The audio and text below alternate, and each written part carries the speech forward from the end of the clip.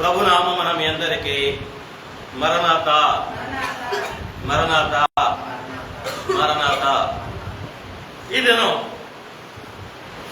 10వ అధ్యాయాన్ని మనం పరిశుద్ధ గ్రంథంలో నుండి పఠించుకోవడానికి ప్రభు కృపనిచ్చారు. ఇంటికాడ చదివారా? రైట్. పాఠం చదివారా? పాఠం చెప్పాగా మీకు. ఫరో హృదయం కఠినమైనట్టు చెప్పరే. ప్రభు రాక దగ్గరయ్యే కొద్దీ భక్తుల హృదయాలు కూడా ఏమవుతున్నాయి. అందుకే దేవుడు సరి చేసుకోమని చెప్పడానికి ధ్యానాలు ఏర్పాటు చేసింది. లేదనుకోండి, సరి చేసుకోలేదు అనుకోండి, ఐగుప్తుకి జరిగిన తీర్పే ఫరోకు జరిగిన తీర్పే. అంతే, వేరేం లేదు ఇంకా.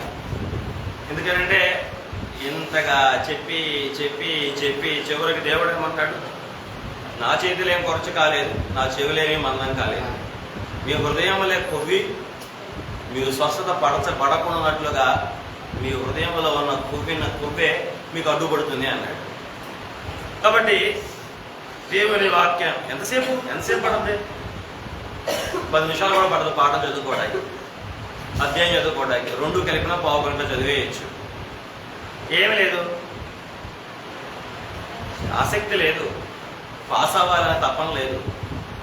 పాస్ అవ్వాలనే మనం తప్పిపోయారు. చూసారా, మన ఆదివారం మనం చెప్పుకున్నాం. నిర్గమాకాండంలో దేవుడు పరీక్ష పెట్టాడు. ఆ పరీక్షలో వాళ్ళు 5కి 5 తప్పి కూర్చున్నారు. ఒక్క దాంట్లో కూడా పాస్ అవ్వాలి. ఓమేరుడు మీరు పోగేసుకోవాలంటే తక్కువ కూర్చుకున్నారు, ఎక్కువ కూర్చుకున్నారు. మీరు వెళ్ళొద్దు అంటే వెళ్ళారు. 6వ రోజు 200 కూర్చుకోమంటే, 7వ రోజు వెళ్ళకూడదు అంటే. ఇట్లా దేవుడు చెప్పిన 5 ఆజ్ఞలు వారు ఏం చేశారు? దేవుడు అక్కడ పరీక్ష ఏంటి? నా మాట వింటారా వినరా? మరి ఈ 40 రోజులు కూడా మనకు కూడా ఏంటి పరీక్ష? నేను చెప్పిన మాట వింటారా వినరా? ఎక్కడ తెలిసిపోద్ది వింటారా వినరని? చిన్నయే. ఇది చిన్నది కాదు, చాలా పెద్దది. పాఠం చదవాలి ఇంటికట. ఇవాళ చెప్పే కదా, నేను చెప్పలేదు అయ్యారు అంటారు. మళ్ళీ రేపొద్దు అడుగుతారు. రేపొద్దు కూడా చదువుకోలేదు అనుకోండి, హృదయంలో ఏమైనట్టు? కఠినమైనట్టు. సరే రండి, ఇప్పుడు పాటలోకి వెళ్దాం. మరి న్యాయము తీర్చిన దేవుడు ఏంటి? ప్రార్థన చేసుకుందాం. ప్రార్థన మోకరిద్దాం, కళ్ళు మూసుకుందాం. తండ్రి, నీవు సెలవిచ్చిన మాట నెరవేర్చుకునే తండ్రి, నీకు వందనాలు. నీ న్యాయార్థమైన పద్ధతుల నిమిత్తమై, పనుల నిమిత్తమై నీకు వందనాలు. నీ పిల్లలకు న్యాయము తీర్చిన నీవే. మా అనేక సంగతుల విషయమై మాకు కూడా న్యాయం తీర్చుదు. వందనములు. ఇక్కడి మాటలన్నిటినీ పరలోకములో మూటలే, మాటలన్నీ పరలోకపు మూటలే. కనుక నీ ఓటలలో నుండి వాక్యమును తేటగా ఈ దినం అందించమని యేసునామమును అడిగి వేడుకొనుచున్నాము తండ్రి. ఆమేన్. కూర్చున్నాము. మన ప్రాణప్రియుడు పెండ్లి కుమారుడైన యేసుక్రీస్తు ప్రభుల వారి యొక్క పరిశుద్ధమైన అమూల్యమైన నామమున మోషే సపోపవాసములలో ఆయన పరిశుద్ధ సాన్నిధ్యమున సమకూడిన ప్రియులారా, ఆత్మ తండ్రి ఆయన సర్వశక్తిలో నుండి మీకు శక్తిని దయచేసి ఆయన కోరుకున్న వధువులుగా తీర్చిదిద్ది మేఘమెక్కించును కాక. మరొకసారి మీ అందరికీ మరణాత. న్యాయము తీర్చిన దేవుడు ఏంటండి? రైట్. మనం 10 తెగుళ్ళ గురించి మాట్లాడుకుంటూ ఉన్నాం. ఇవాళ 8వ తెగులు, 9వ తెగులు 10వ అధ్యాయంలో మనకు కనబడతాయి. ఒకటి మిడతలు, రెండవది చిక్కటి చీకటి. మీకు నేను చెప్పాను పర్పస్ ఆఫ్ ద 10 ప్లేగ్స్ అంటే 10 తెగుళ్ళు యొక్క ఉద్దేశం. బాగా జ్ఞాపకం చేసుకోండి. ఈ 10 తెగుళ్ళు ఏమిటి అంటే దేవుడు ఫరోతో మాట్లాడిన భాష ఇది. ఈ 10 తెగుళ్ళు ఏంటంటే దేవుడు ఫరోతో మాట్లాడిన భాష. దేవుడు ఫరోతో ఎట్లా మాట్లాడుతున్నాడంటే ఈ 10 తెగుళ్ళ ద్వారా మోషే క్షమించండి దేవుడు ఫరోతో మాట్లాడుతూ ఉన్నాడు. మనం నేర్చుకున్నాం. దేవుడు ఇవాళ పాటలో కూడా ఆయన న్యాయమైన తీర్పరి. దేవుడు న్యాయమైన తీర్పరి. మరొకసారి, దేవుడు న్యాయమైన తీర్పరి. ఆయన అన్యాయము చేయువాడు కాడు. రైట్. ఏంటి ఈ 10 తెగుళ్ళు? దేవుడు ఐగుప్తు మీదకి, ఫరో మీదకి, ఐగుప్తీయుల మీదకు పంపడం కనుక దేవుని యొక్క ఉద్దేశం ఏంటి? ఇంటికిలా చదివారు పుస్తకం? నేను మీకు నిన్న 4 కారణాలు చెప్పాను ఎందుకు ఈ తెగుళ్ళు. దేవుని యొక్క గొప్పతనం, దేవుని యొక్క ప్రభావం ఇజ్రాయేలు తెలుసుకోవాలి. అంటే తన ప్రజలు తెలుసుకోవాలి, ఐగుప్తీయులు తెలుసుకోవాలి, ఫరో తెలుసుకోవాలి, సర్వ ప్రజలు తెలుసుకోవాలి. అంటే సమస్త ప్రజలు తెలుసుకోవాలి. ఏమని? తాను అద్వితీయుడు అని. ఆయన అందరి లాంటి వాడు కాడు, కొందరి లాంటి వాడు కూడా ఆయన కాడు. ఆయన యూనిక్, ఆయన అద్వితీయుడు. దేవుడికి మహిమ కలుగును గాక. ఈ 40 దినాల్లోకి వస్తున్న మీకు ఆయన ఎవరు? ప్రశ్న. ఈ 40 దినాలు ఆయన ఎదురుగా వస్తున్నా, ముందుకు వస్తున్న మీకు ఆయన ఎవరు? ఆయన అద్వితీయుడు నువ్వు తెలుసుకోవాలని దేవుడు కోరిక. మరి ఆయన మాట మీరు వినొద్దా? చెవులో సీసం పోసుకుని కూర్చోవచ్చా? మరి చెప్పిన మాట చేయొద్దా? మీకు ఏం కాడు ఆయన. మీరు ఆయన బైబిల్ చదవకపోయినా, ఆయనతో మాట్లాడకపోయినా, ఆయన సన్నిధిలో లెగవకపోయినా, ఆయన పాఠాలు మీరు నేర్చుకోవడానికి ఆసక్తి చూపించకపోయినా మీకు ఆయన ఏమీ కానట్టే. మీకు దేవుడు అద్వితీయుడు అయితే మీరు ఆయనతో సంబంధపడాలి. మీరు ఆయనతో సంబంధపడకుండా మీరు ఆయన బిడ్డలో అనిపించుకోలేరు. అది అసాధ్యం.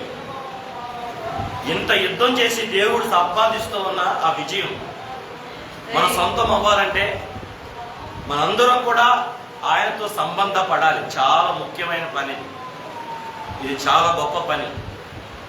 దేవుని బిడ్డలు ఆయన అద్వితీయుడిని గుర్తించి ఆయనతో సంబంధపడాలి. ఏంటి అంటే సంబంధపడడం అంటే ఏంటి? ఆయన దగ్గరకు వెళ్ళాలి, ఆయనతో మాట్లాడాలి, ఆయన స్వరం వినాలి, ఆయన చూడాలి, ఆయన చెప్పేది నేర్చుకోవాలి, దాని ప్రకారం నడుచుకోవాలి, ఆయనకే ప్రప్రథమైన స్థానం ఇవ్వాలి. ఆయన్ని అన్నిటికంటే ముందు నీ జీవితంలో నువ్వు పెట్టుకోవాలి. అవును, ఆయన నీకు ఏమిటి అనేది ప్రశ్న. ఆయన నీకేమవుతాడు?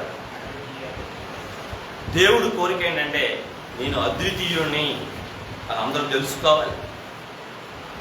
మీరు చదువుతున్న 7వ అధ్యాయం నుండి 10వ అధ్యాయం వాళ్ళ వరకు కూడా దేవుడు కార్యాలు మీరు చూశారు.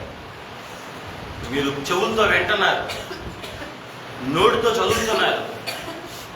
కేవలం మానసికంగా, కేవలం భౌతికంగా పై చదువుకుంటూ ఏదో చరిత్ర నేర్చుకున్నట్టు నేర్చుకుంటూ మనం వెళ్ళిపోకూడదు.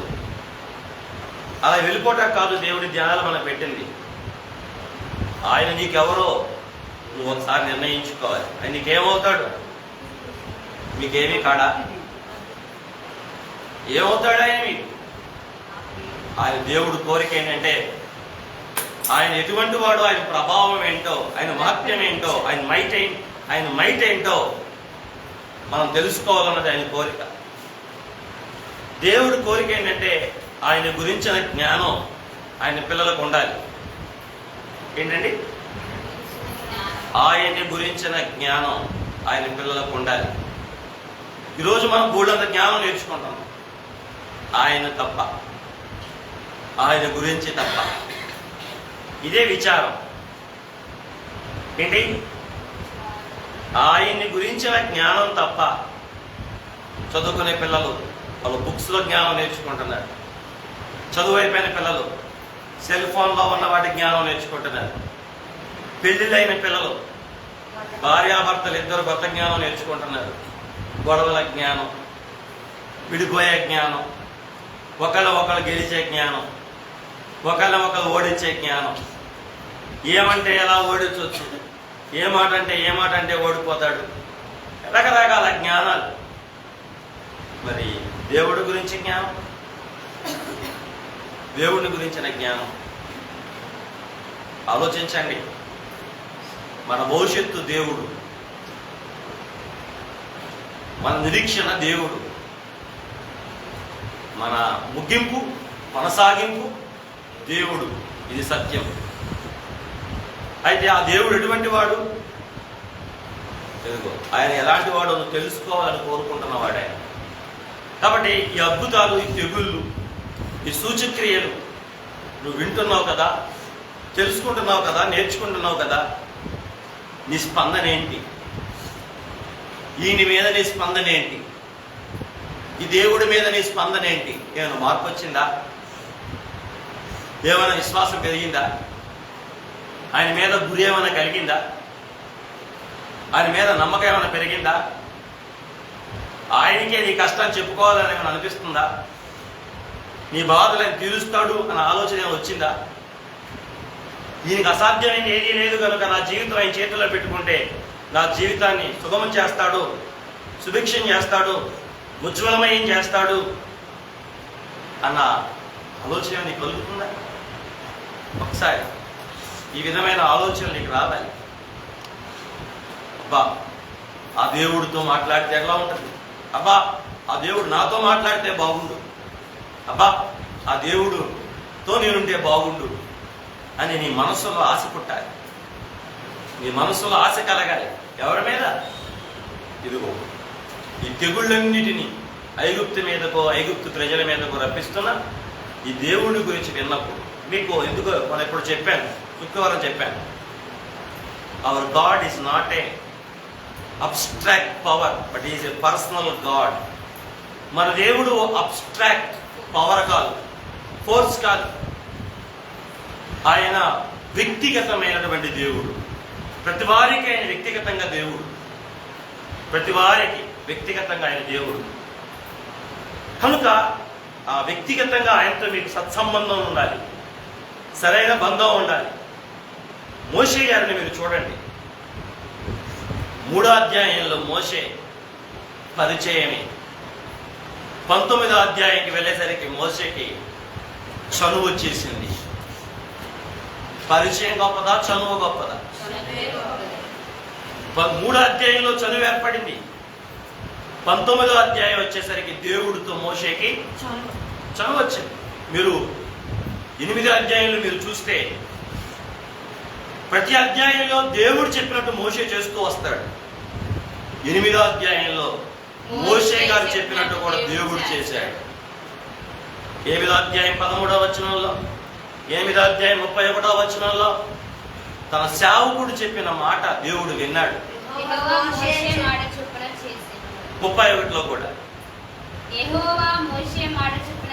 2 చోట్ల ఏముంది? యెహోవా మోషే మాట చొప్పున చేశాను. కాబట్టి దేవుని పిల్లరా, 3వ అధ్యాయంలో మొదలైన పరిచయం 20వ అధ్యాయం వచ్చేసరికి చనువుగా మారింది.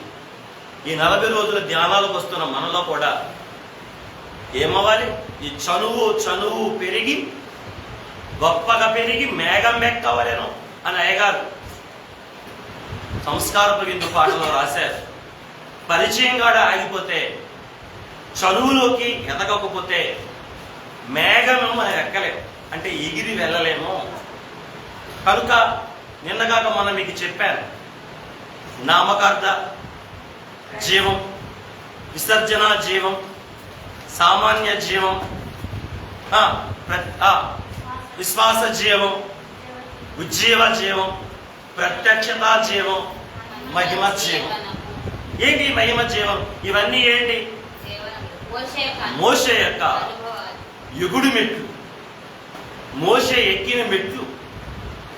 పరిచయం నుండి ప్రత్యక్షతకు ఎదిగాడు, పరిచయం నుండి చనువుకి ఎదిగాడు, పరిచయం నుండి మహిమలోనికి ఎదిగాడు. మహిమ అనగా లీనమైపోయే స్థితి. మీరు నాలో, నేను మీలో లీనమైనట్టే అనుకోను, ఏకమైనట్టే అనుకోను అని తండ్రిగా రాశారే. అలాగున్న దేవుని బిడ్డలు దేవుడితో ఆ విధంగా ఐక్యపరచబడిపోవాల. రక్తనాళములు ఎలా మన శరీరంలో కనబడకుండా లీనమై ఉన్నాయో, అంతర్లీనమై ఉన్నాయో, దేవుని బిడ్డలు దేవుడితో ఆ విధమైన బంధానికి ఎదగాలి. మరి పరిచయంగాడే ఉండటానికి వీల్లేదు. మీరు మీ తల్లిదండ్రులతో చూడండి, మీ దగ్గర తల్లిదండ్రులకు ఏమైంది? తల్లిదండ్రుల దగ్గర మీకేమొచ్చింది? చదువు వచ్చింది. మీ భర్త దగ్గర పెళ్లి చూపుడప్పుడు పరిచయమే, పెళ్ళప్పుడు పెళ్ళైనాక బంధం, సంబంధం, సంసారం ద్వారా, ఆ తర్వాత చనువు. అలాగే దేవుడు మనకు ఆధ్యాత్మికమైన భర్త. ఆయనతో మన పరిచయం కూడా ఆగిపోకూడదు. లోకంలో విశ్వాసం, లోకంలో పరిచయాలు ఎలా రూపాంతరం చెందుతున్నాయో, దేవుని బిడ్డల యొక్క విశ్వాసం కూడా దేవుడి దగ్గర రూపాంతరం చెందాలి. విశ్వాసం మారాలి, విశ్వాసం పెరగాలి, విశ్వాసం వృద్ధి చెందాలి, విశ్వాసం సంపూర్ణం అవ్వాలి. అలాగే దేవుడితో సంబంధం అంటే సహవాసం, స్నేహం. పరిచయం స్నేహంగా మారింది, స్నేహం కాస్త చనువుగా మారింది. ఎవరి జీవితంలో? మోషే గారి జీవితంలో. మోషే ధ్యానాల్లోకి వస్తున్న మన జీవితంలో కూడా అలా జరగాలి అన్నది దేవుడి ఆశ. లేదంటే మేము తటస్థంగా ఉంటాం, బరుకు బాతిన కొయ్యలాగానే మేము ఉంటాం. మీరు ఎన్నైనా మాట్లాడుకోండి, మేము ఎన్ని రోజులైనా వస్తాం, మాలో మాత్రం మీరు మార్పు చూడలేరు. ఫరోలాగా మా హృదయాలు కఠినంగానే ఉంటాయి, మేము కఠినమే అవుతాం. మీరు ఎన్నైనా చెప్పండి, మీరు గట్టిగా చెప్పండి, బలగుద్ది చెప్పండి, గుజ్జి గుజ్జి చెప్పండి, ఎన్నైనా చెప్పండి, మేము ఫరోలాగా కఠినమవుతాం. మేము చదవం, మేము ప్రార్థన చేయం, పొద్దున్నే లేగం, దేవుడి పరిచర్యకు రాం, లోకంతోనే మేము ఉంటాం అని మీరు నిర్ణయం తీసుకుంటారా? అయితే మీ ఇష్టం, అయితే మీ ఇష్టం. ఎందుకంటే దేవుడు మీకు కూడా స్వతంత్రం ఇచ్చాడు. మీ స్వతంత్రం మీ ఇష్టం. అయితే ఒకటి గుర్తుపెట్టుకోండి, ఈ స్వతంత్రం చివరికి తీర్పుని ఎలా వెళ్ళండి, దేవుడి యొక్క కోపంలో తీసుకువెళ్తుంది. ఇవాళ చూశారుగా ఈ 9 తెగుళ్ళు ఎవరి మీదకి? ఐగుప్తు అంటే లోకం, లోకానుసారంగా జీవించిన జీవితానికి సాదృశ్యం, కఠినమైన హృదయాలకు సాదృశ్యం, తిరుగుబాటు జీవితాలకు సాదృశ్యం, ఇష్టానుసారమైన జీవితాలకు సాదృశ్యం, స్వేచ్ఛను ఇష్టం వచ్చినట్టు వాడుకున్న జీవితాలకు సాదృశ్యం. అటువంటి జీవితాలకు దేవుడెవరు? తీర్పరి అన్నాడు ఒకసారి. న్యాయమైన తీర్పరి. అవును, దేవుడు న్యాయమైన తీర్పరి. కాబట్టి ఈ తెగుళ్ళు చూస్తున్నప్పుడు, ఈ తెగుళ్ళను మనం అధ్యయనం చేస్తున్నప్పుడు మనకు ఒకటి స్పష్టంగా అర్థమవుతుంది. అదేంటంటే దేవుడు తీర్పు తీరుస్తాడు, దేవుడు మన లెక్కలు చూస్తాడు, లెక్కలు లెక్క కడతాడు. ఒక వచనం చదువుతారా? కొరింథీయులకు రాసిన మొదటి పత్రిక 5వ అధ్యాయం. కొరింథీయులకు రాసిన మొదటి పత్రిక 5వ అధ్యాయం చదవండి. 5వ వచనం చదవండి. రెండో పత్రిక, క్షమించండి, రెండో పత్రిక 5వ అధ్యాయం 5వ వచనం చదవండి. 9వ వచనం అయితే కరెక్టే సరిపోద్ది. కావున దేహమును విడిచినను ఆయనకి ఇష్టమై ఉండవలెనని మిమ్మల్ని ఆపేక్షించుచున్నాను. ఎందుకనగా తాను జరిగించిన క్రియ చొప్పున అవి మంచిమైనను సరే చెడ్డమైనను సరే జరిగించిన వాటి ఫలము ప్రతివాడును పొందినట్లు మనమందరమును క్రీస్తు న్యాయ పీఠము ఎదుట ప్రత్యక్షము. అప్పటి లెక్క ఉంది. ఈ శరీరమందు జరిగించిన ప్రతి పనికి కూడా మనము క్రీస్తు న్యాయపీఠం ఎదుట ఏం చేయాలి? ఎందుకు నిలబడాలి? లెక్క చెప్పడానికి అంటే లెక్క. దేవుడు మనందరినీ కూడా లెక్క అడుగుతాడు. కాబట్టి ఈ తీర్పులు చూస్తున్నప్పుడు మనకు కూడా మన తీర్పు ఏమవుతుంది? జ్ఞాపకానికి రావాలి.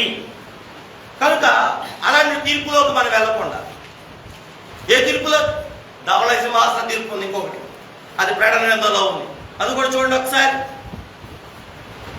ప్రకటన గ్రంథము 20వ అధ్యాయము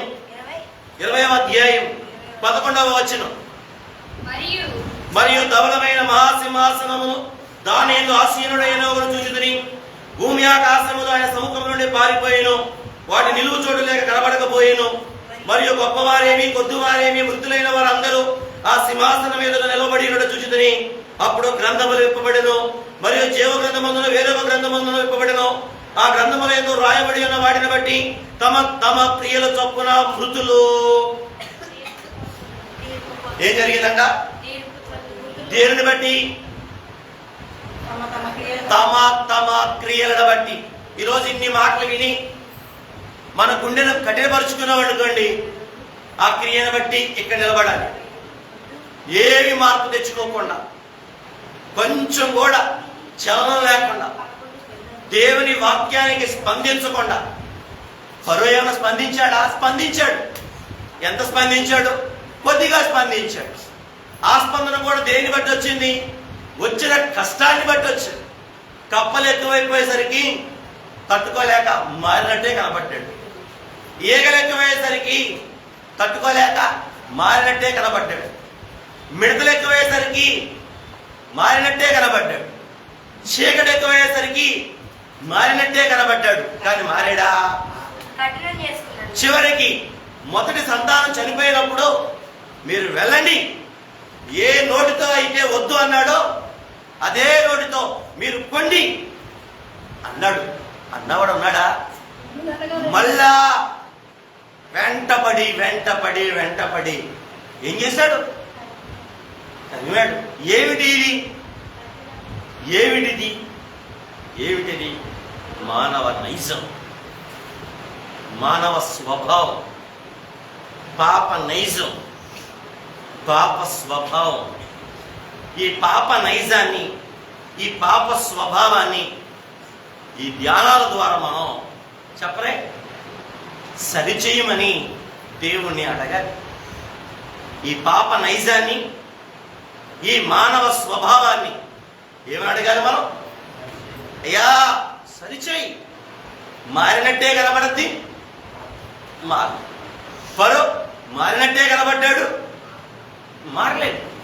అప్పటికే కాసేపు ఆ తెగులు పోయేదాకా మారాడు. తెగులు పోగానే మళ్ళా గుండెరాయి చేసుకున్నాడు. తెగులున్నంతసేపు ఏమో మారినట్టే కనబడ్డాడు, వెళ్ళిపోండి అయ్యా అన్నట్టు అంటాడు. మళ్ళీ తెగులు పోగానే అంటే ఎట్లాగంటే గుడిలో ఉన్నంతసేపు ఏమో మారినట్టే ఉంటాం. గుడిలో నుంచి బయటికి వెళ్ళగానే మళ్ళా మామూలు అయిపోతాం. మళ్ళా దేవుడు గుర్తుకు రాడు. గుర్తొస్తాడా? ఒకసారి అన్న, గుడిలోంచి బయటికి వెళ్ళినాక దేవుడు గుర్తొస్తాడా? గుర్తొస్తాడయ్యా. ఎప్పుడెప్పుడు గుర్తొస్తాడు? తెల్లవారుజాము గుర్తొస్తాడా? ఇంకెప్పుడు గుర్తొస్తాడు? పగలంతా గుర్తుంటాడా? అరే దేవుడికి స్తోత్రం కలుగును. మీ అయ్యగారు ఒక్కడికైనా మీకు ఎప్పుడెప్పుడు గుర్తొస్తా ఉంటాడు? తెల్లవారుజామే గుర్తొస్తాడా? దేవుడికి మహిమ కలుగును గాక, ప్రభుకి మహిమ కలుగును గాక. రైట్.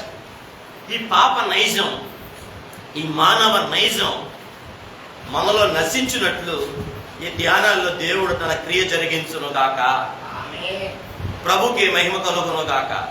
రండి, ఈ 10 తెగుళ్ళు మొదటి ఈ తెగుళ్ళు రావడానికి గల ఉద్దేశాన్ని మనం నేర్చుకుంటున్న క్రమంలో మొదటిగా ఏం నేర్చుకున్నాం? దేవుడు ఎవరో దేవుడు చాటుకోవటానికి, డిమాన్స్ట్రేట్ చేసుకోవటానికి దేవుడి 10 తెగుళ్ళు పంపించాడు. రెండవది ఏం నేర్చుకున్నాం? ఈ 10 తెగుళ్ళు రావడానికి రెండవ కారణం ఐగుప్తు మీదకు దేవుని యొక్క తీర్పు. ఐగుప్తు మీదకు దేవుని. మూడవది ఏం నేర్చుకున్నాం? ఐగుప్తీలను విమోచించుటకు, క్షమించండి, ఇశ్రాయేలును విమోచించుటకు దేవుడు ఈ తెగుళ్ళను అనుమతించాడు. ఇశ్రాయేలు ఏం చేయడానికి? విమోచించడం, అంటే బయటికి తీసుకురావడానికి దేవుడు ఈ తెగుళ్లను సాధనంగా చేసుకున్నాడు. నాలుగవదిగా ఐగుప్తు దేవతలను ధ్వంసం చేయడానికి, అంటే పడగొట్టడానికి, ఐగుప్తు దేవతా స్తంభాలన్నీ విరగొట్టడానికి, ఐగుప్తులో దేవతలుగా చలామణి అయ్యే ప్రతి దానితో కూడా ఏం చేశాడు? పందెం వేశాడు. ఏం చేశాడు? నేను దేవుడినైతే రప్పిస్తా, నువ్వు దేవుడు అయితే ఆపు, రాకుండా ఆపు, తర్వాత పోయేటట్టు చెయ్యి. ఎవరు దేవుడో తెలిపో. బయలు దగ్గర ప్రవక్త ఎలియా ఏం పందెం వేశాడు? ఇంకా ఎన్నాళ్ళు మీరు 2 తలంపుల మధ్య నశించిపోతారు, నలిగిపోతారు. బయలు దేవుడైతే బయలుని సేవించండి, యెహోవాయే దేవుడైతే.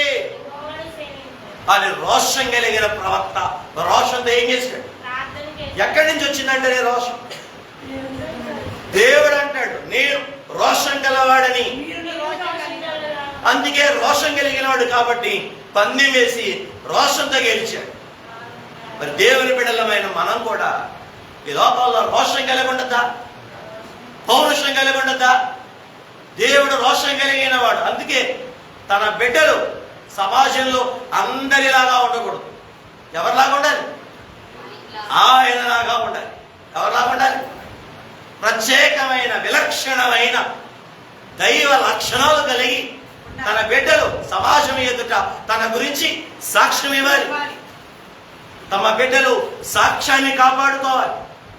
తన బిడ్డలు పవిత్రతను నిలబెట్టుకోవాలి. తన బిడ్డలు ఆ విశ్వసనీయతను ఏం చేయాలి? నిలబెట్టుకోవాలి. అదే దేవుడి కోరిక. ఆయన రోషం కలిగిన వాడు కాబట్టి చెప్పరే, అసత్యంతో రాజీ పడలేడు, అబద్ధంతో ఆయన ఉండలేడు. అందుకే దేవుడు ఏం చేస్తున్నాడు? రండి, మీరు ఎలా చలామణి అవుతున్నారు? ఓ నీరు ఎలా చలామణి అవుతున్నావు? ఓ నైలు నది ఎలా చలామణి అవుతున్నావు? ఇలా ప్రతి దానితో ఆయన ఏమేశాడు? ఫరో, నువ్వు సేవించేవాడు దేవుడు కాదో తెలుసుకో. ఇదిగో నేను దేవుణ్ణి అంటే నువ్వేమన్నావు? ఎవడు యెహోవా అన్నావు. ఇదిగో నేనెవరో తెలుసుకో. నేను ఏది చెప్తే, ఏ టయానికి చెప్తే, నేను రమ్మంటే పొమ్మంటే, మరి నువ్వు సేవించేవి, నువ్వు కొలిచేవి, నువ్వు ఆరాధించేవి, నువ్వు దేవుడని నమ్మేవి చూడు. రమ్మను, వచ్చి నిన్ను, నీ దేశాన్ని, నీ పంటని, నీ ఇళ్లను, నీ భూమిని, నీ పశువులను, నీ తొలుచూల బిడ్డలను రమ్మను, కాపాడమని. నేను దేవుణ్ణి, నేను చెప్పిందే అని నువ్వు ఈ తెగుళ్ళ ద్వారా ఏం చేస్తావు? ఇది తర్వాత మాట. ఐదవ మాట ఏంటంటే, ఏం చెప్పుకున్నాం మనం? 4 చెప్పుకున్నామా? 4 చెప్పుకున్నాం. ఈ 4లో ఇవాళ 2 వచ్చాయి. ఒకటి మిడతలు, రెండవది చిక్కటి చీకటి. ఐగుప్తుల యొక్క కులదైవం అంటారు దాన్ని, ఆరాధ్య దైవం. ఇది కరెక్ట్. ఆరాధ్య దైవం సూర్యుడు. ఎవరు? సూర్యుడు. అన్ని దైవముల కంటే కూడా తల వాళ్ళకి ఎవరు అంటే సూర్యుడు. ఆ భాషలో, హెబ్రీ భాషలో రా అంటారు. ఇప్పుడు ఆ రా అనబడిన ఆ సూర్యునికి మరి దేవుడు ఏం చేస్తున్నాడు? ఇక్కడ తీర్పు తీరుస్తున్నాడు. 3 రోజులు ఏమైపోయింది? చేతికి కూడా చిక్కటి చీకటి వచ్చేసింది. ఏమొచ్చింది? చక్కటి చీకటి. అసలు మనిషికి కనపడనంత చీకటి వచ్చేసింది. ఎన్ని రోజులు? మీరు ఎవరిని సేవిస్తారు? అప్పుడప్పుడు మనం కూడా నోటితో ఏమంటా ఉంటాం? మీరు అంటారా కదా? సూర్యుడు ఎవరు అని చెప్తున్నాడు దేవుడు. ఇప్పుడు ఆదికాండంలో మీరు చూడండి ఒకసారి, కావాలంటే మీకు తెలియాలి ఈ మాట. ఆదికాండం 1వ అధ్యాయం 1వ భాగంలో 1వ అధ్యాయంలో 17వ వచనం చూడండి, 16వ వచనం. నేను 15 కానించి భూమి మీద వెలుగునిచ్చుటకు అవి ఆకాశ విశాలము యందు జ్యోతులయ్యుండు. ఆ ప్రకారమై దేవుడు 2 గొప్ప జ్యోతులను, పగటిని ఏలుటకు పెద్ద జ్యోతిని, రాత్రిని ఏలుటకు చిన్న జ్యోతిని, భూమి మీద వెలుగునిచ్చుటకు పగటిని రాత్రిని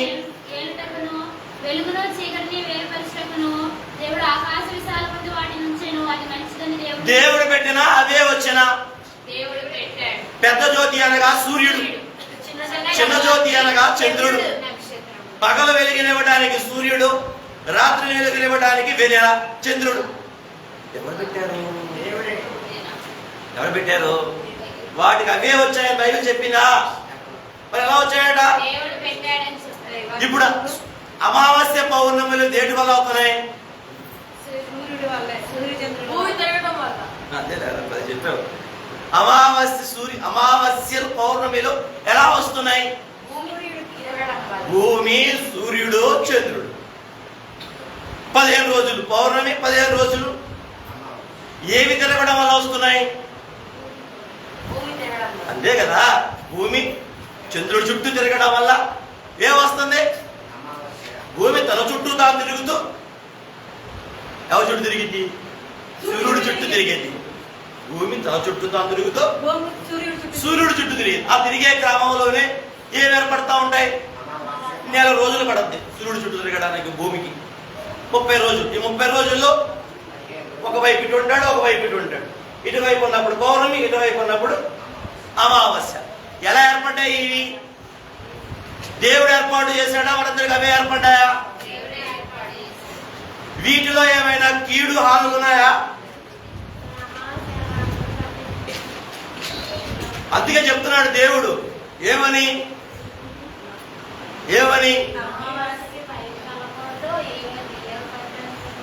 అదే మరి అన్నిటికీ అపవాది ఏం పేరు పెట్టేశాడు? అమావాస్యకి దేవుడు అని పేరు పెట్టాడు, పౌర్ణమికి దేవుడు అని పేరు పెట్టాడు, చంద్రుడికి దేవుడు అని పేరు పెట్టాడు, సూర్యుడికి దేవుడు అని పేరు పెట్టాడు. ఇలా ఎందుకు పెట్టాడు? వాడికి ఇష్టం ఏంటి? దేవుడిని పిలిపించుకోవడం వాడికి ఇష్టం. రెండోది ఏంటి? దేవుడిని దేవుడు కాదనిపించడం. అప్పుడు దేవుడు కష్టం వీడికి ఇష్టమని. అందుకే వీడు ప్రజదాన్ని ఏం చేశాడు? కాబట్టి మీరు చూసుకోండి, భూమి మీద సృష్టిలో ప్రతి వస్తువుని మనిషి దేవుడు చేశాడు. ప్రతి వస్తువు మాక్సిమం చెట్టును కూడా వదిలిపెట్టాల. ఏంటిది? ఎన్ని చెట్లుంటే అన్ని చెట్టులు ఏం చేశారు? ఎన్ని జంతువులుంటే అన్ని జంతువులు ఏం చేశారు? ఎన్ని నదులుంటే అన్ని నదులు ఏం చేశారు? చెప్పరే. మన కనపడే సూర్య చంద్ర నక్షత్రాలు ఉంటే వాటన్నిటిని ఏం చేశారు? మనిషికి కనపడే అమావాస్య పౌర్ణమిలో కూడా ఏం చేశారు? పౌర్ణమి తెల్లగా ఉంటది, అమావాస్య నల్లగా ఉంటది. కాబట్టి నల్లగా ఉన్నదాన్నేమో కీడు అన్నారు, తెల్లగా ఉన్నదాన్నేమో. కానీ దేవుడు ఏమన్నాడు? కీడులు మేలులు వాటి వశంలో లేవు. చీకటి ఏం చేయలేకపోయాడు? రా అనేవాడు, తెల్లగా చేయలేకపోయాడు. రాత్రి పగలనేది లేకుండా మొత్తం చీకటి. అయితే ఒక మాట, గోషేనులో మాత్రం వెలుగే ఉంది. ఒకే ఊరిలో, ఒకే దేశంలో ఉన్న ఆ ఇజ్రాయేలీలకు ఐగుప్తులో ఉన్న గోషేను ప్రాంతంలో మటుకే ఉంది. దీని ద్వారా ఇజ్రాయేలీలకు ఏమని చాటైంది? మా దేవుడు గొప్పవాడు. దీని ద్వారా ఫరోకి ఏం తెలిసింది? వాళ్ళ దేవుడే దేవుడు అని తెలిసింది. ఐగుప్తీయులకి ఏం తెలిసింది? వాళ్ళు సేవించే దేవుడే గొప్పవాడు అనేది తెలిసిందా లేదా? తెలిసింది. అందుకే అంటారు, ఏమయ్యా నువ్వేం చూస్తున్నావు? జనం అంతా నశించిపోతున్నారు, దేశం అంతా నశించిపోతా ఉంది, నీకేమి పట్టినట్టు లేదు, వాళ్ళ పంపించేసే అని మొట్టమొదటిసారిగా ఐగుప్తు సేనలన్నీ వచ్చి వాళ్ళ మంత్రులు అందరూ వచ్చి వాళ్ళ ఫరోతో చెప్తారు, ఫరో అయిపోయిందయ్యా మన దేశం, పంట అయిపోయింది, పశువులు అయిపోయాయి, ఇళ్ళు పాడైపోయాయి, ఇదిగో అన్ని పాడైపోయాయి, నీకే కనపడట్లేదా ఏంటి? బాబు వాళ్ళ పంపించేవయ్యా వాళ్ళని. ఇవాళ రా, సూర్యుడు కూడా ఏమయ్యాడు? ఇప్పుడు మీరు చెప్పండి, సూర్యుడు శక్తివంతుడా దేవుడు శక్తివంతుడా? మిడతాకారం ఉన్న దేవత, మిడత తలకాయ ఉన్న దేవత తూర్పు గాలి పంపించాడ దేవుడు. ఏమొచ్చేసాయి? మిడతలో చేంజ్ చేసేసాయి. వడగండ్లు తొక్కగా వడగంట్లు పడి నలిగిపోగా మిగిలిన ఆ కాస్త చిక్కులను కూడా ఏం చేసినాయి? తినేసి. రైట్. ఈ తీర్పులో ఐగుప్తు దేవతలన్నీ అనండి, మీ నోటి ధ్వంసమైపోయి ఓడిపోయాయి. ఎవరు గెలిచారు? దేవుడే గెలిచాడు. ఇప్పుడు మీరు కూడా మీ హృదయాల్లో కూడా విశ్వసించి దేవుడిని ఏం చేయాలి? దేవుడిని ఏం చేయాలి? అందరికన్నా పెద్దవాడిగా, అందరికన్నా గొప్పవాడిగా నీ హృదయంలో ప్రభువుగా ప్రతిష్ఠించుకోవాలి. ఆయన మాట చాలు, ఆయన మాట చాలు. ఏం జరగాలన్నా, నా జీవితానికి ఏది కావాలన్నా ఆయన మాట చాలు. కాబట్టి నీ హృదయంలో పెద్ద పేట ఇవాళ ఎవరికి ఇవ్వాలి? అయ్యా ఐగుప్తీల్లాగా మాలో మాకు ఏమి విగ్రహాలు లేవుగా.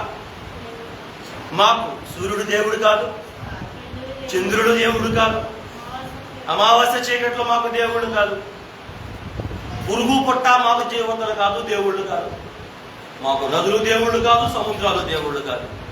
మరి మాకెందుకు చెప్తున్నావు అని మీరు అడిగితే, దేవుడి దగ్గర విగ్రహం ఏదంటే ఇప్పుడు నేను చెప్తా, ఇది బాగా గుర్తుపెట్టుకోండి. ఇంగ్లీష్లో విగ్రహము అంటే ఐడల్. దాన్ని మీరు విడదీస్తే IDOL, ఐడల్. ఐ అంటే నేను, డాల్ అంటే బొమ్మ. ఈరోజు నేనే పెద్ద విగ్రహం. నేనే విగ్రహం అవుతాను, నా ఇష్టం. పొద్దున లేచావా? ఏంటి ఇక్కడ? నా ఇష్టం, అదే విగ్రహం. నా ఇష్టానికి ఈరోజు పెద్దపేట ఉంది మనుషులు. నా ఇష్టం, నా ఇష్టం. చదివావా? ఏంటి? నా ఇష్టం. ఇలా మానవుల దగ్గర, మన దగ్గర ఎవరిని మనం దేవతలుగా దేవుళ్ళగా కొలవం. కానీ దేవుడి కంటే కూడా గొప్ప దేవుడిగా ఎవరిని కొలుచుకుంటామంటే, నేనే ఈరోజు దేవుడి ముందు పెద్ద విగ్రహం. నా ఇష్టమే దేవుడు ఎదురు పెద్ద విగ్రహం. ఇది ఒక వివరణ. ఇంకో వివరణ చెప్పనా? గుండె మీద రాసుకుంటారా? రాసుకో. మీరు ఎవరితో అయితే ఈ మాట చెప్తారో వారే మీకు విగ్రహం. నువ్వు లేకపోతే నేను బతకలేను. ఏంటి? నువ్వు లేకపోతే నేను బతకలేనే. అది అమ్ముతో అంటారా, నాతో అంటారా, ఆయనతో అంటారా, స్నేహితురాలతో అంటారా, సెల్ ఫోన్తో అంటారా, టీవీతో అంటారా, డబ్బుతో అంటారా, పనితో అంటారా, మీరు దేనితో అంటారో అదే ఈరోజు ఏంటి? విగ్రహం. అవును, ఈరోజు దేవుని బిడ్డలకే, క్రైస్తవులకు సృష్టి కాదు విగ్రహం. ఇదిగో మొదటగా నీవే దేవుడి ఎదుట ఒక విగ్రహంలా ఉన్నావు దేవుడి దృష్టికి. రెండోది, నువ్వెవరితో అయితే, నువ్వు లేకపోతే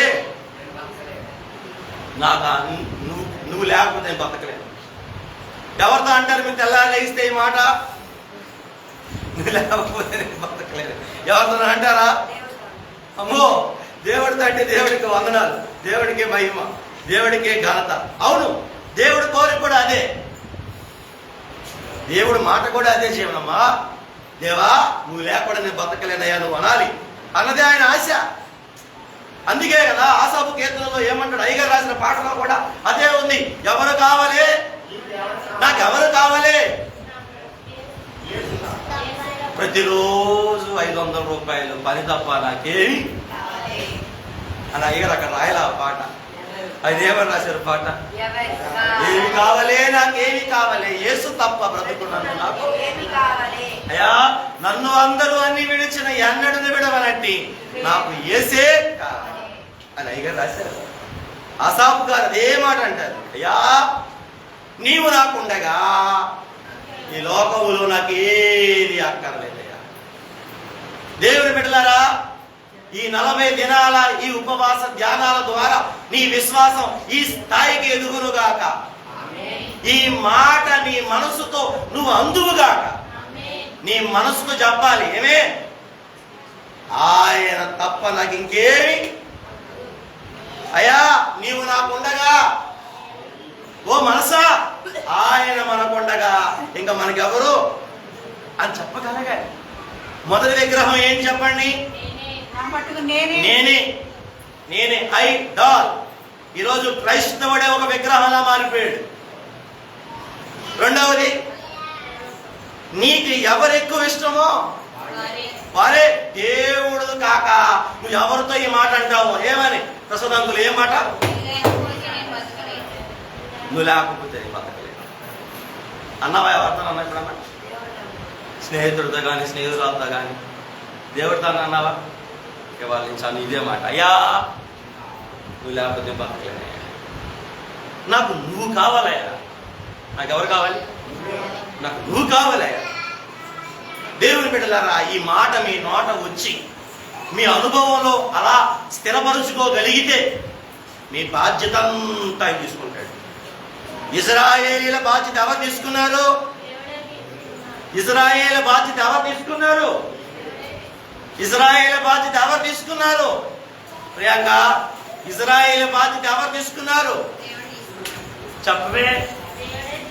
ఆయనే తీసుకున్నాడు.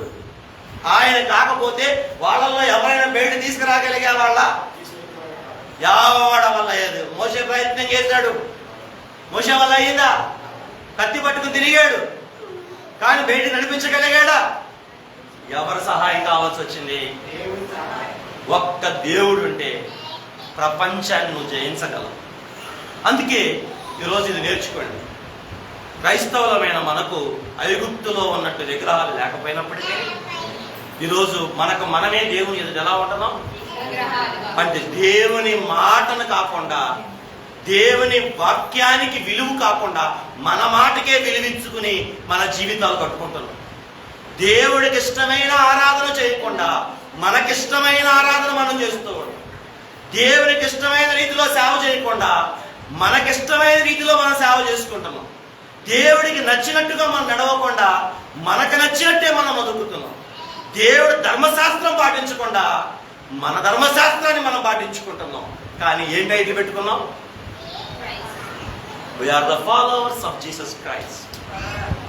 ఏం పెట్టుకున్నాం? ఏంటమ్మా? ఆ తలరాని కాదు, బోర్డు పెట్టుకున్నాం ఇక్కడ మనం. ఏమనంటే we are the followers of Jesus Christ. కానీ ఫాలో అయ్యేదంతా ఎవరిది? నా మాటే ఫాలో అవుతా, నా ఇష్టమే ఫాలో అవుతా, నాకు నచ్చినట్టే నేను ఉంటా, నాకు తోచిందే నేను చేస్తా. కానీ బోర్డు ఏం board? I am the follower of the Jesus Christ. కానీ ఫాలో అయ్యేది ఎవరు? ఇదే విగ్రహారాధన. ఎవరా విగ్రహం?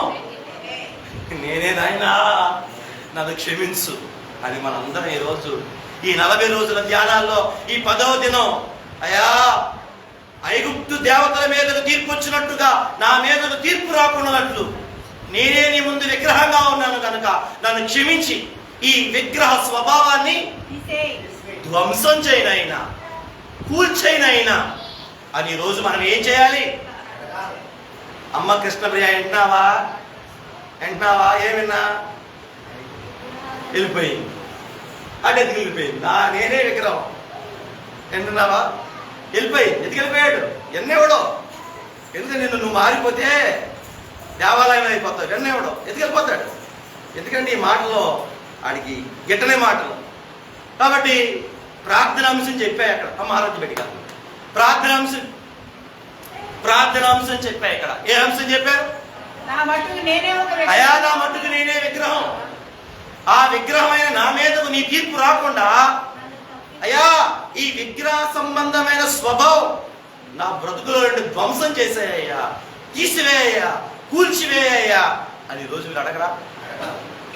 ప్రార్థన రాసుకోండి. అక్కడ మీరు ఆ ప్రార్థన రాసుకోండి. అయ్యా ఈరోజు నీ ఎదుట నేనేవో విగ్రహం కనుక ఆ విగ్రహం మీదకు నీ తీర్పు వచ్చును గనక అయ్యా ఆ తీర్పు తప్పునట్లు నాలో ఉన్న విగ్రహ స్వభావాన్ని కూల్చేనైనా అని ఆ ప్రార్థన రాసుకుని ఇంటికి వెళ్ళి చేసుకోవాలి. దేవుడికి మహిమ కలుగును కాక. రైట్. ఇది క్రైస్తవుల యొక్క విగ్రహాలు. ఇక ఎన్నైనా ఇప్పటికి ఎన్నైనా 5 అయినాయా? స్వభావాలు. ప్లేగ్ అంటే తెగుళ్ళు రావడానికి గల కారణాలు 4. 5వది ఏంటంటే ఫరో హృదయమును కఠినపరచుటకు. ఏంటిది? ఫరో హృదయాన్ని కఠినపరచటం. మీకు ఒక ప్రశ్న రావచ్చు, దేవుడు మనుషుల హృదయాలు కఠినపరుస్తాడా? పరుస్తాడు అంట. రైట్. ఇక్కడ కఠినపరుస్తాడు అంటే దాన్ని ఎలా అర్థం చేసుకోవాలంటే, ఒక చాకలేవాడు ఒక బట్టని ఏం చేస్తాడు? పిండుతాడు. పిండినప్పుడు ఆ బట్టలో, ఆ తడి బట్టలో ఉన్న నీరేమైంది? అట్లా ఒక మానవుని యొక్క హృదయాన్ని దేవుడు పిండినప్పుడు ఆ బట్టలో ఉన్న నీరు ఎలా బయటకు వచ్చిందో ఓ మనిషిలో ఉన్న లోపల ఉన్న గుణాలన్నీ కూడా బయటకు వచ్చేది ఎలాగంటే ఇదిగో ఈ కఠినం చేయటం ద్వారా. కఠినం చేయటం అంటే అది తన లోపల తెలుసుకోవడానికి, తన లోపల స్థితిని తెలుసుకోవడానికి, లోపల ఉన్న అహంకారం, లోపల ఉన్న గర్వం, లోపల ఉన్న మొండితనం, లోపల ఉన్న మూర్ఖత్వం, లోపల ఉన్న మురాబితనం, లోపల ఉన్న లోబడని స్థితి, అవన్నీ కూడా దుష్టత్వం అంతా బయటికి రావడానికి, బయటికి వచ్చేలా చేయడానికి దేవుడు ఏం చేశాడు? ఫరో హృదయాన్ని కఠినపరచటము అంటే అర్థం పిండటము, ఒత్తటం. ఒక సెకండ్ వచ్చింది అనుకోండి, లేదా ఒక రక్త గడ్డ వచ్చింది అనుకోండి, ఏం చేస్తారు? దాన్ని ఇలా 2 వేలు దగ్గర పెట్టి ఏం చేస్తారు? అలా నొక్కగానే లక్ష్మి అండి లోపల ఉన్న సీమంతేమైంది? ఇప్పుడు దేవుడు ఫరో లోపల ఉన్నదంతా బయటకు తీసుకురావడానికి ఈ 10 తెగుళ్ళు పంపించడం వల్ల ఫరో ఎటువంటి వాడో ఏమవుతుంది? బయటపడుతుంది. అందుకే ఈ తెగుళ్ళు పంపించి ఫరో గుండెని దేవుడు ఏం చేశాడు? పిండి తన యొక్క స్వభావం అంత బయట. అందుకే భార్యను కష్టాల్లో పరీక్షించాలంట. ఎందుకంటే కష్టం వచ్చినప్పుడు భార్య లోపలంతా బయటకు వచ్చేది. ఇందుకేనా నన్ను పెళ్లి చేసుకున్నాం, నన్ను చచ్చినవాడా అని కూడా నేస్తారు. అన్నం పెట్టలేనప్పుడు చేసుకున్నాం, ఆహారం పెట్టలేనప్పుడు చేసుకున్నాం, చీర పనులు చేసుకున్నాం, అచ్చడా ముచ్చట తీర్చలేక చేసుకున్నాం. ఏమి లేకపోతే అన్నీ ఉంటే హ్యాపీగా ఉంటుంది. అబ్బా ఇంద్రుడివి, సూర్యుడివి, చంద్రుడివి అంటది. ఏమీ లేకపోతే దరిద్రుడి అంటే ఖాళీ చెట్టు ఎత్తి మీద వేసుకుంటుంది. అందుకే భార్యని లేమిలో పరీక్షించాలి అంటారు పెద్దలు. కాబట్టి దేవుడు ఆ లేవి ఏంటంటే మనల్ని పరీక్షించడానికి అనమాట. కాబట్టి మీరు మంచి భార్యలు అనుకుంటున్నారు, లేవిలో కూడా మీరు భర్తలు ఏం చేయకూడదు? మనం చెప్పా దశాజ్ఞలు చెప్పేటప్పుడు చెప్పా ఒక ఆదివారం శుక్రవారం చెప్పా వేస్ట్ అని నోటితో అనకూడదని చెప్పా. వేస్ట్, నువ్వు వేస్ట్, దేవుణ్ణి నోటితో నువ్వు వేస్ట్ అనకూడదని చెప్పా. నీ నోటి మాటలు చెప్పరే కూడా అదే వ్యర్థముగా యెహోవా నామమున వ్యర్థముగా నీ నోట ఉచ్చరింపకూడదు. అంటే అక్కడ ఆ మాటలు మనం ఏం చెప్పుకున్నాం? ఏదో దేవుడు జరిపించాలన్నాం, నీ జీవార్పణ చేయాలను, జీవార్పణ చేయాలను. సరే రైట్, ముందుకెళ్దాం. 5వది ఏంటంటే ఈ యొక్క తెగుళ్ళు దేవుడు పంపించడానికి కారణం ఫరో హృదయాన్ని కఠినపరచడానికి. ఇక 6వది దేవుని యొక్క కృపను కనబరుచుకోవడానికి. ఏమండి 10 తెగుళ్ళు పంపించినప్పుడు దేవుడి కఠినత్వం కనబడుతుంది కానీ దేవుడు కృప ఎక్కడ కనబడుతుందండి? కనబడుతుందంటారు ఎక్కడన్నా? 10 తెగుళ్ళు దేవుడు తీర్పు కనబడుతుంది కానీ దేవుడు కరుణ ఎక్కడ కనబడుతుందండి? దేవుని పిల్లలారా, ఈ తెగుళ్ళు అన్ని ఒక రోజే రాల. తెగుళ్ళు మొత్తం సమయం 9 నెలలు. మరి ఈ 9 నెలల సమయంలో దేవుడు వాళ్ళకి ఏమిస్తూ వచ్చాడు? అలాగే ఈ తెగుళ్ళు వచ్చిన క్రమం కూడా ఎలాగంటే, ఒకటి పెద్ద తెగులు వచ్చింది, దాని తర్వాత చిన్న తెగులు, మళ్ళీ తర్వాత పెద్ద తెగులు, తర్వాత చిన్న తెగులు, ఆ తర్వాత పెద్ద తెగులు, ఆ తర్వాత ఏంటి ఒకసారి పెద్ద ఒకసారి చిన్న. ఎందుకు ఈ వ్యత్యాసం? వాళ్ళు తెలుసుకుని మారడానికి. 2, 3 తెగులకి మధ్య దేవుడు గ్యాప్ ఇచ్చాడు, ప్లస్ సమయం కూడా చెప్పాడు. రేపు ఈ సమయమునకు వడగండ్లు వస్తాయని చెప్పాడు. కనుక మీరు ఎవ్వరు బయట ఉండొద్దు అని చెప్పాడు. ఏమిటిది బయట ఉండొద్దు అంటే? తప్పించుకోమనేగా, భయపడమనేగా, కాపాడబడమనేగా, భద్రపరచబడమనేగా. మీ పశువులు చావకుండా ఉండాలంటే అందరూ పశువులు ఇళ్లకు తోడికెళ్ళండి. మీరు చావకుండా ఉండాలంటే అందరూ ఇళ్లలోకి వెళ్ళిపోండి అని దేవుడు చెప్పాడంటే అర్థమేంటి? చెప్పరే, కృప ఉండబట్టే కదా. మరో కారణం ఏంటంటే, బాగా వినండి, ప్రతి శ్రమ ప్రతి తెగులు వచ్చేటప్పుడు దేవుడు చెప్పకుండా ఏ తెగులు రానివ్వల. ప్రతి తెగులు వచ్చే ముందు ఇంటిమేట్ చేశాడు. ఈరోజు కూడా దీన్ని మనం పోల్చుకుంటే దేవుడు మనకు కూడా చెప్పకుండా ఏ కష్టాన్ని అనుమతించడు, ఏ శ్రమకో చోటేవాడు, ఏ ఇరుకుకి చోటేవాడు. దేనికి? నువ్వు జాగ్రత్త పడడానికి, నువ్వు పశ్చాత్తాపడడానికి, నేను అనే మనసును కొట్టివేసుకోవడానికి, నా ధర్మశాస్త్రాన్ని మానుకోవడానికి ఖచ్చితంగా దేవుడు ఏం చేస్తాడు?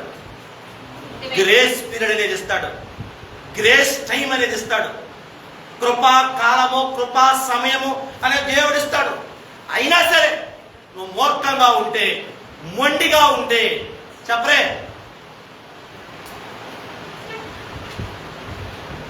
మూర్ఖంగా మొండిగా ఉంటే ఆయన తీర్పుకు గురైపోతాం. పౌలు గారు ఏమిస్తాడు ఆయన? ఏమిస్తాడు ఆయన? ఎలా అంటే పశువుల మీదకో, కోళ్ళ మీదకో, పెంచుకునే జంతువుల మీదకో, చేసుకునే ఉద్యోగంలోనో, పండించే పంటలోనో, చేసే జీవనోపాధి సంబంధమైన పనులోనో నష్టాలను అనుమతించి, కష్టాన్ని అనుమతించి నువ్వు జాగ్రత్త పడడానికి హెచ్చరిక సమయాన్ని నీకు ఇస్తాడు. పరోపడ దేవుడు డైరెక్ట్ ప్రాణాన్ని తీయలేదు. ఫస్ట్ వాతావరణాన్ని హాని చేశాడు, తర్వాత ఇళ్లకు హాని చేశాడు, తర్వాత పశువులకు హాని చేశాడు, తర్వాత భూమికి హాని చేశాడు, తర్వాత పంటకు హాని చేశాడు, చివరికి వారి తొలుచూల బిడ్డకి హాని చేశాడు. దేవుని బిడ్డలారా, దేవుడు కనికరం ఎంత గొప్పదో తెలుసా? వాళ్ళ ప్రాణాలు తీయలేదు. ఎందుకని ఇలా చేశాడు? వాతావరణం మళ్ళీ బాగు చేసుకోవచ్చు, ఇళ్ళు మళ్ళా బాగు చేసుకోవచ్చు, పొలాలు మళ్ళా బాగు చేసుకోవచ్చు, పంట మళ్ళా సీజన్ వస్తే మళ్ళా వచ్చింది, బిడ్డ కూడా మళ్ళా కనవచ్చు. కానీ ప్రాణం పోతే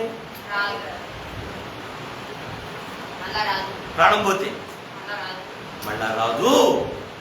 అందుకే దేవుడు నిన్ను నీ ప్రాణం తీయకుండా, ఫరో ప్రాణం తీయకుండా, ఐగుప్తీయులు ప్రాణం తీయకుండా, దేవుని బిడ్డలారా ఈ 10 తెగుళ్లలో ఆయన ఏం చేసుకుంటూ వచ్చాడు? ఆయన కృప, కరుణ, కటాక్షములను ప్రదర్శించుకుంటూ వచ్చాడు. దేనికి? వారు పశ్చాత్తాపడడానికి టైం ఇచ్చాడు, వారు తప్పుదిద్దుకోవడానికి సమయం ఇచ్చాడు, వారు దేవుని నమ్ముకోవడానికి సమయం ఇచ్చాడు, వారు దేవుని వద్దకు వచ్చి సత్యమైన దేవుణ్ణి ఆత్మతో సత్యంతో ఆరాధించడానికి అవకాశం ఇచ్చాడు. కాబట్టి 10 తెగుళ్ళు వెనక ఉద్దేశం ఏంటంటే దేవుడు తన కరుణ కటాక్షములను ప్రదర్శించటానికి. రండి, నా దగ్గరికి రండి. ప్రతిసారి కూడా నా అవకాశం ఇచ్చాడు. చివరికి వాళ్ళు ఆ అవకాశాన్ని దుర్వినియోగం చేసుకుని ఎర్ర సముద్రంలో మునిగిపోయారు. ఎర్ర సముద్రంలో ఈ కథ మనకేం నేర్పిస్తుంది? ఈ చరిత్ర మనకేం నేర్పిస్తుంది? మనకు కూడా దేవుడు ఇలాగ అవకాశం ఇస్తాడు. కనుక మనం కూడా ఫరోలాగా నేను లెగవను ఏం చేస్తావో చేసుకో, నేను చదవను ఏం చేస్తావో చేసుకో, శృతి నేను రాను నువ్వేం చేస్తావో చేసుకో. ఊళ్ళోకి వచ్చి ఒక్క పాట కూడా పాడను, పెళ్ళైన తర్వాత ఇంకా 5 ఏళ్ళైనా పాడను, పాట వచ్చింది ఏం చేస్తావో చేసుకో. వచ్చినాయని మర్చిపోతా కానీ పాట మర్చిపోయి నేను పాడను, నువ్వేం చేస్తావో చేసుకో అంటావా? దేవుడు చూశాడు చూశాడు చూశాడు చూశాడు. ఎప్పుడు దాకా చూశాడు? 10 తెగుళ్ళు దాకా చూశాడు. ఆ 10 తెగుళ్ళ తర్వాత ఏం చేశాడు? పెద్ద కొడుకుని తీసేశాడు. ఏం చేశాడు? పెద్ద కొడుకుని తీసేశాడు. ఆ తర్వాత ఏం చేశాడు? ఎర్ర సముద్రంలో అందరినీ. ఇందులో దేవుడు కోపం అన్నమాకండి. ఇందులో ఏముంది? ఒక పాట పేరేంటి? దేవుడు న్యాయమైన తీర్పరి. దేవుడు ఎవరు? ఆయన ఎవరికి ఎన్నడు ఎప్పుడు ఎక్కడ అన్యాయం ఆయన చేయడు. యోబు విషయంలో కూడా మీరు చూడండి, ఆయన అన్యాయం చేయడు. మళ్ళీ అన్నీ ఇచ్చాడా? అన్నీ ఇచ్చాడా? డబ్బులు ఇచ్చాడా? దేవుడికి మహిమ కలుగును గాక. మరి ఇజ్రాయేల్ ఐగుప్తీయులు ఏం చేయలేదు? 10 తెగుళ్ళు మీదకి వచ్చినా కానీ తప్పు తెలుసుకోలేకపోయారు. దేవుడు కనికరాన్ని బోల్డంత కనికరం పెట్టాడు. దేవుని పెట్టారు. నా ఆఖరి మాట జాగ్రత్తగా వినండి. ఇది మనకు కృపా సమయం, ఇది పరిశుద్ధాత్మ కృపా గడియలు. దయచేసి ఈ సమయాన్ని దుర్వినియోగం చేసుకోవద్దు. దేవుడు వచ్చి వెళ్ళిపోయిన తర్వాత మిగిలిపోతే గనక మనకు దిక్కు ఎవరు ఉండరు. దేవుడు వచ్చే సమయం ఆసన్నమైంది. దేవుడు రాకడ దగ్గర పడింది. కనుక ఏమీ నాకు అవ్వట్లేదు, నాకేమీ కావట్లేదు, నాకు ఎప్పుడు ఉన్నట్టే ఉంటుంది, నాకేమీ జరగలేదు అని చెప్పి దేవుడి సమయాన్ని దేవుడికి ఇవ్వకుండా దొంగిలించి దేవుడి శిక్షకు మనం గురి కాకుండా ఉందుము కాక. కాబట్టి దేవుడు ఫరోకి ఏం చేశాడు? ఐగుప్తీయులకి ఏం చేశాడు? బోల్డంత సమయం ఇచ్చాడు. దేనికి? కాబట్టి 10 తెగుళ్ళు ఏం చెప్తున్నాయి? దేవుని యొక్క కరుణను కటాక్షమును అవి ఏం చేస్తున్నాయి? ప్రదర్శిస్తూ ఉన్నాయి. మీకు పాపమే కనపడుతున్నాయి అందులో, కానీ అందులో ఏముంది? దేవుని కరుణ కూడా ఉంది. ఇక ఆఖరిది 7వది దేవుని యొక్క ప్రవచనముల యొక్క నెరవేర్పు. ఏంటి చెప్పండి? రైట్. ఈ మాటలు ప్రభు మన వినికిడిలో దీవించి ఈ మాటల్లో ఉన్న అర్థాలు మన ప్రాణాత్మ దేహాలకు స్పృశింపజేసి దేవుని కరుణను లోపువు కట్టకుండా దేవుడు కరుణను పాత్రులమై ఆయన కోరుకున్న రూపానికి స్వభావానికి మార్పు చెందించి మేఘమెక్కించునుగాక. రైట్, ప్రార్థన చేసుకుందాం. జాయిడే ప్రార్థన. కళ్ళు మూసుకుంది. ఒక్క నిమిషం.